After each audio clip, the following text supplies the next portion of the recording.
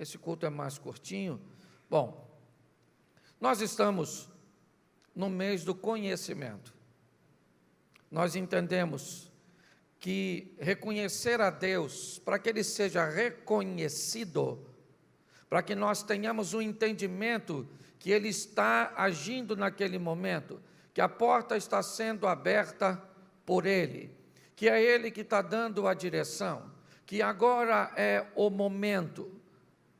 Nós precisamos ter a sensibilidade do reconhecimento, mas somos incapazes de reconhecer algo que não conhecemos. A base de toda essa estrutura é conhecer a Deus. Oséias, no capítulo 6, no verso 3, ele diz assim: então, conheçamos e prossigamos em conhecer ao Senhor. Qual é a grande dificuldade que temos? E o próximo mês é o mês da intimidade, e ele já vem depois do conhecimento, porque quando nós conhecemos, nos tornamos íntimos, mas mesmo assim, isso não significa que vamos ser assertivos, porque muitas vezes conhecemos nosso cônjuge, conhecemos nossos filhos, conhecemos nossos pais, e temos intimidade, mas mesmo assim, em alguns momentos, fazemos coisas que sabemos que pelo nível de intimidade que temos, ainda vamos desagradar as pessoas, vamos criar ambientes desconfortáveis. Então, muito mais do que conhecer e reconhecer, é pormos em prática. E hoje eu quero conversar com vocês, até para dar mais informações, porque grande parte das pessoas que me procuram, às vezes para um gabinete, por uma instrução, elas querem saber se é Deus que está naquele negócio, se é Deus que está naquela sociedade, se é Deus que está mandando aquela pessoa para ela se relacionar, se é Deus, se Deus está naquele momento, se agora é hora. E por que é que as pessoas têm tanta dificuldade de reconhecer isso? Por falta de conhecimento. O povo peca e erra porque lhe falta conhecimento ou entendimento. Então é muito importante, de uma forma sóbria, nós conhecemos valores, princípios e maneiras que Deus trabalha. Por quê? Porque numa questão futura, nós podemos fazer uma avaliação pelas informações que já temos, pelo conhecimento. Bom, precisamos usar de uma mentira para resolver alguma coisa. Então eu preciso entender qual mentira que Deus é Pai.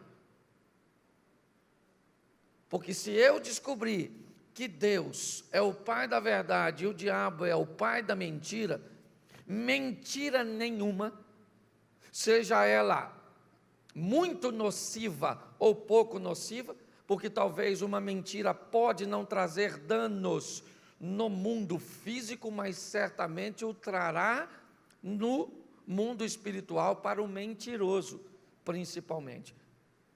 E algumas pessoas, às vezes, até dizem: não, pastor, tem algumas mentirinhas que Deus tolera, mentira branca.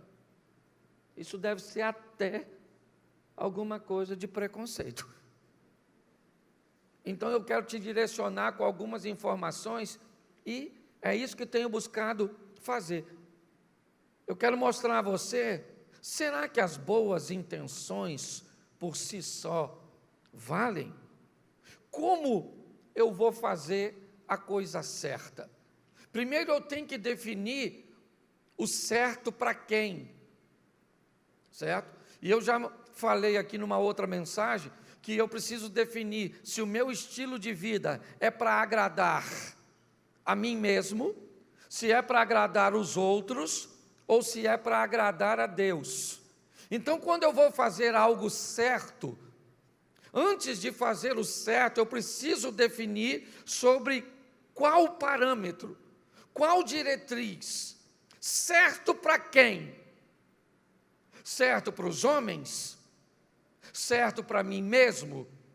certo para o sistema que estamos inseridos, ou certo para Deus.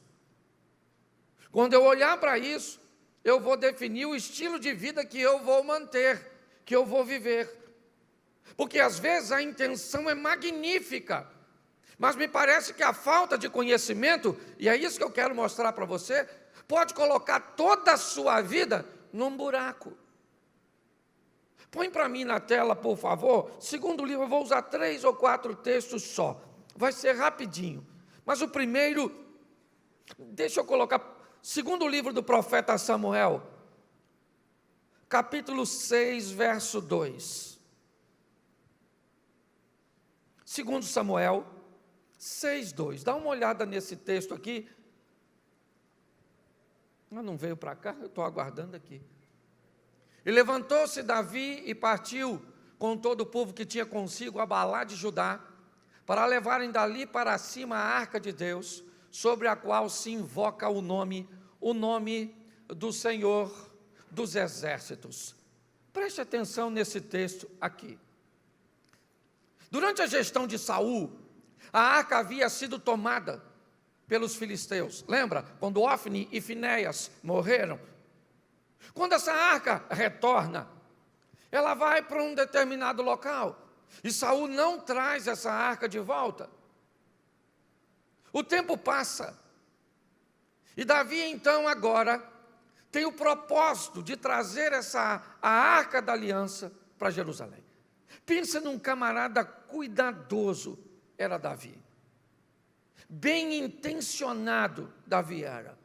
Tão bem intencionado, que Davi pega e manda construir um carro. Um carro novinho, que nada fora transportado nele. Ia ser inaugurado para levar a arca da aliança. Ele escolhe os filhos de Abinadab, Aiô e Uzá, os 2 rapazes, e manda e designa esses 2 rapazes para cuidarem da arca durante o caminho. A arca nova, os bois que as puxariam também novinhos. Todo mundo muito bem vestido, um ambiente extremamente alegre, honroso. Quando olhamos para tudo isso, vemos o cuidado deste homem, de pegar essa arca que representava nada mais, nada menos que a presença de Deus. A intenção é a melhor possível, e ele monta todo um cenário, uma alegria tremenda. E Aiô e Uzá vão ao lado do carro de boi, olhando a arca da aliança, os 2 querubins, um de frente para o outro, tocando as suas asas, ali uma peça única, quando de repente, um dos bois tropeçam.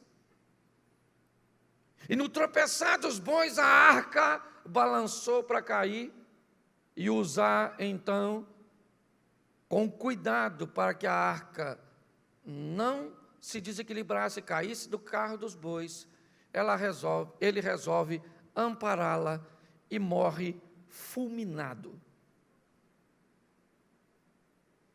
Qual é o problema aqui? Intenção extraordinária. Cuidados sensacionais. Propósito correto. Deus queria que a arca fosse para Jerusalém, que ela fosse reverenciada, que as pessoas tivessem o cuidado com ela. Davi fez tudo direitinho, ele só esqueceu. Aliás, eu não consigo entender isso, que quando essa arca foi feita, na lateral dela, 4 argolas foram colocadas, 2 numa extremidade e 2 na outra. Tirantes revestidos de ouro foram preparados para que entrasse numa argola e na outra, de um lado e do outro, e 4 homens levassem essa arca nos ombros, e não para carro novo, e não para boi novo, e não para toda. E aí eu fico pensando o que é que uma boa intenção sem a falta de conhecimento, como é que eles podem pecar numa coisa tão primordial, de acharem que estavam fazendo bem, e estavam? A única confusão aqui é que eles faziam o que parecia bem a eles mesmos.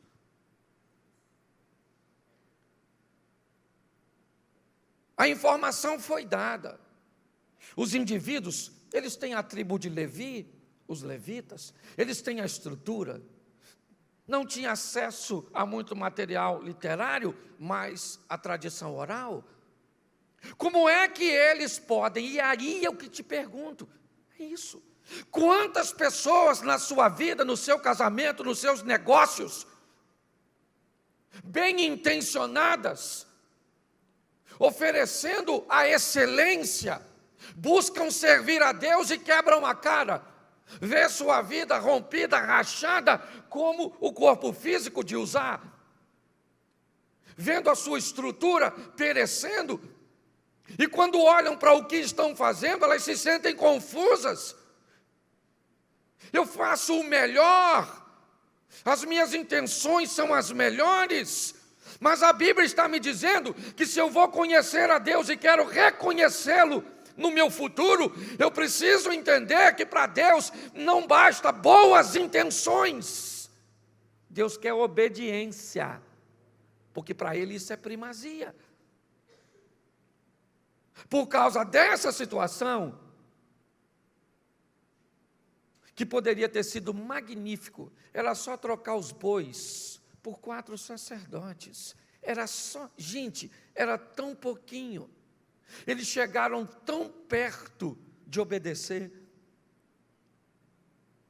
Mas nós vimos aqui, antes, a história da lei da semeadura, e eu vou fechar minha mensagem com ela. Eu só queria que nós entendêssemos que quando vamos caminhar com Deus, e se queremos reconhecê-lo, precisamos saber como Deus trabalha, como Deus avalia, qual é a ótica divina, porque o que encanta a Deus nem sempre encanta os homens. Essa é a grande questão. Porque todo aquele que invocar o nome do Senhor será salvo. Como, pois, invocarão aquele em quem não creem? E como crerão naqueles de que não ouviram? E como ouvirão, senão a quem pregue? E como pregarão, se não forem enviados? Como está escrito: quão formosos os pés dos que anunciam o evangelho de paz, dos que trazem alegres novas de boas coisas.